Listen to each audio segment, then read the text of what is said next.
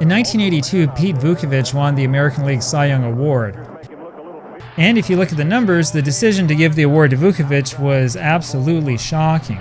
With a 3.34 ERA, Vuckovich had the highest ERA of any Cy Young Award winner up to that point. And perhaps the most interesting thing is that Vuckovich's selection wasn't particularly close, even though it's pretty clear that he wasn't the best pitcher in the American League that year. And it doesn't really matter which stats you look at. Vuckovich's selection is a puzzle, whether you use traditional statistics or modern statistics. And this is a puzzle that actually has an impact on baseball simulators, believe it or not. So let's dive in. Let's start off with the most obvious category first, wins. So people still cared about pitcher wins in the early 1980s. Vuckovich was tied for second in the American League with 18 wins, though he did have an impressive .750 winning percentage. But then again, Jim Palmer of the Orioles had that same .750 winning percentage, as well as better looking overall numbers elsewhere. Pete's 3.34 ERA was 6th in the American League and was quite some distance behind the leaders. And back in an era when pitchers still completed their starts, Vuckovich had only 9 complete games and only a single shutout.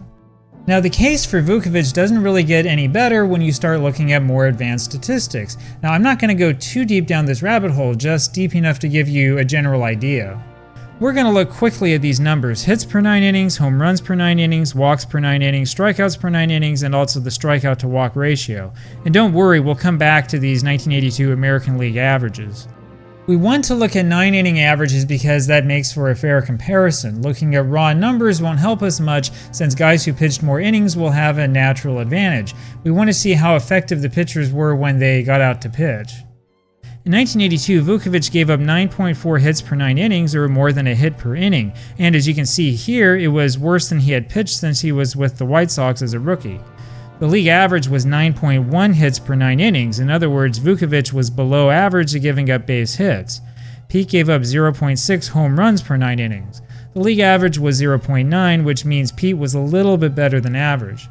Vuckovich allowed 4.1 walks per 9 innings, which really isn't a great total. It feels like something from the 1949 American League. The league average in 1982 was 3.2. In other words, Pete was walking almost 1 extra batter per game than the average American League pitcher. Pete struck out 4.2 men per 9 innings. The American League average in 1982 was 4.8, over half a strikeout per 9 innings more than Pete. Finally, Pete got 1.03 strikeouts for every walk. The league average in 1982 was 1.49, which only highlights just how damaging those walks were for Vuckovich. And the really puzzling thing here is that Pete played in a ballpark that actually helped his pitching. You see, County Stadium was actually kind of stingy to home run hitters, which might be the reason why his home runs allowed per 9 innings were slightly below average.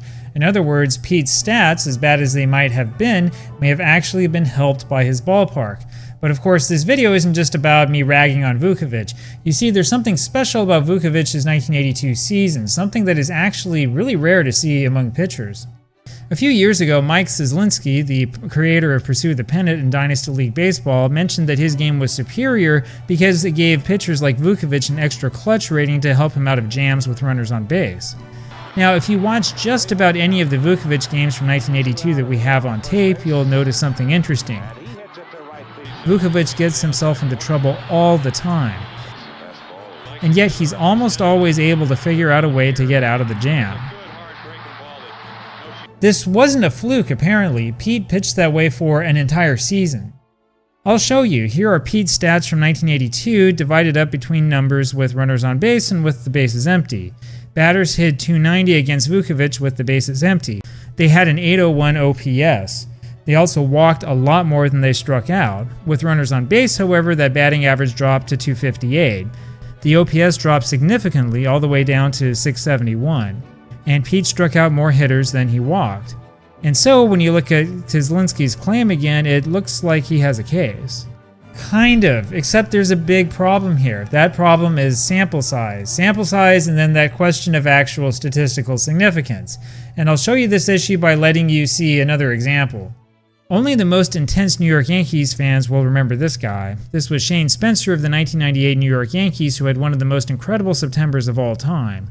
Spencer played off and on for the Bronx Bombers that season, though he really only had one standout game early on.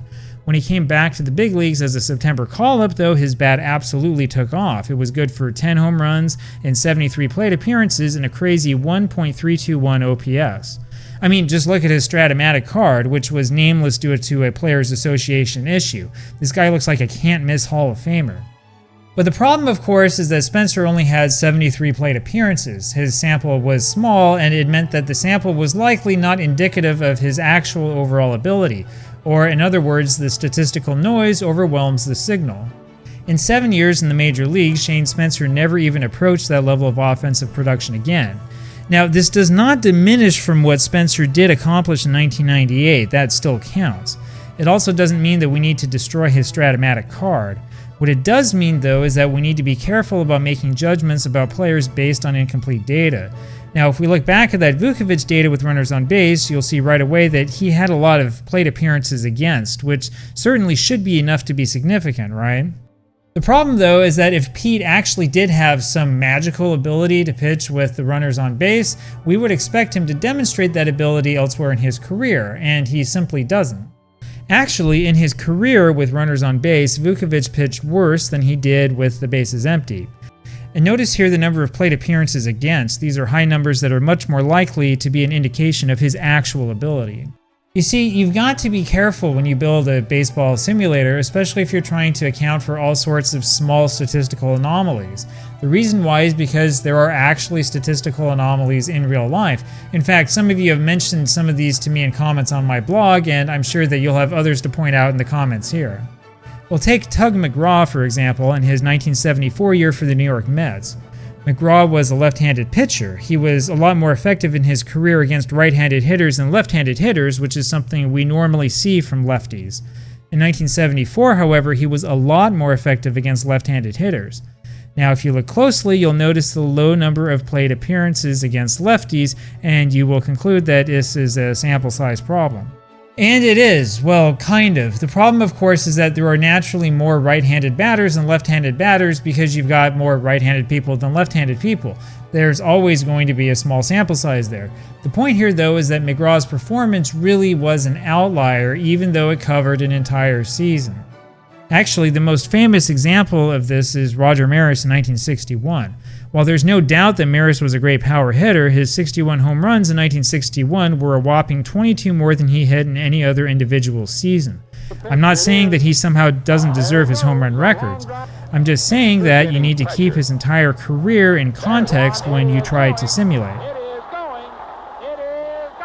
Well, the problem here, of course, is that Maris is as likely to hit 70 home runs in a 1961 replay as he is to hit 50. And of course, if he hits 70 home runs in your replay, you're going to think that there's something wrong with the game engine. There's an argument here that single-season statistics need to be looked at in the context of the entire career to try to remove these statistical anomalies. Now, this is controversial, sure, but it helps make sure that tabletop managers don't end up using Tug McGraw exclusively against lefties because it's from 74, or that they don't end up seeing Pete Vuckovich win like 25 games because he just doesn't give up runs with runners on base. Now, since Strat-O-Matic does not have a clutch system for pitchers, there's really no way for Strat to recreate Vuckovich's unusual results with runners on base. And so I guess in that case Dynasty League Baseball wins, but still not necessarily. Adjusting for a clutch effect that might not actually be there is not necessarily realistic. In fact, you might create some realism problems, especially if your adjustment is more aggressive than it really should be. Now, the worst part about Vuckovich and his story is not that the career stats didn't quite match up with the Cy Young Award season. Now, it's that he literally threw his arm off in the process. Pete had a bunch of 1982 games like this one against Cleveland, where he pitched 11 innings only to lose. Though he only gave up a single run, Pete did give up 10 hits and 3 walks, and probably threw a ton of pitches. We unfortunately don't know the pitch count. Pete was called upon to pitch at home against the third-place Red Sox on September 20th in an absolutely crucial late-season game.